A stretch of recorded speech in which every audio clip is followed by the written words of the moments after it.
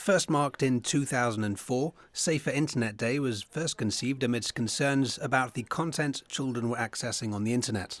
20 years on, the landscape has changed considerably, but the concerns remain. With children having access to the internet on their phones at a younger and younger age, and with artificial intelligence increasingly present in the applications and services we all use, Childline is warning against the unhealthy relationships many children are developing with AI.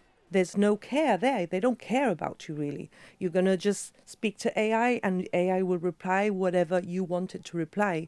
Because if you have one of these bots that know you because you speak to the bot every single day, they know your language already. So they will get to you and reply whatever you wanted to hear. But really, there's no emotions in there. They don't know the real story of that child, whatever it may be. AI is also being used for far more nefarious and intentionally damaging, if not illegal, purposes. Applications are being used to generate images of others undressed or in disturbing scenarios, to harass or upset the subjects of these images. Difficult issues which many young people are unfortunately forced to navigate.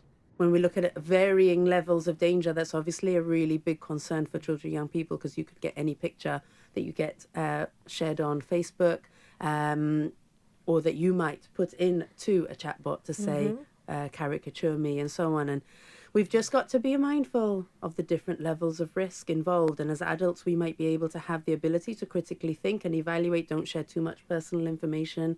But children are still developing that awareness. And that's why it's important that as adults, we come together, we have this conversation together.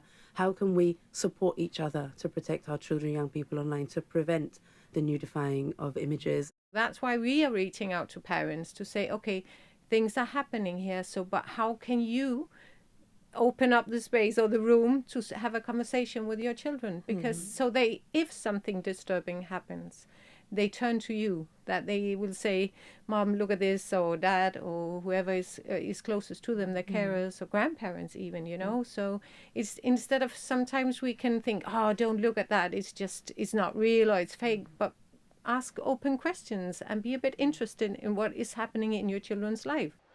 Childline believes the answer here, as it often is to ensure open dialogue with children and making sure they feel safe to approach the adults in their lives, particularly with difficult subjects. Having those conversations, the open conversations that you talk to your children about anything really, this has to become a normality now, that when you speak to your children about online safety, AI, anything to do with that it's an open conversation, a comfortable conversation. Judgment-free as well. Exactly, no taboo, just have a conversation.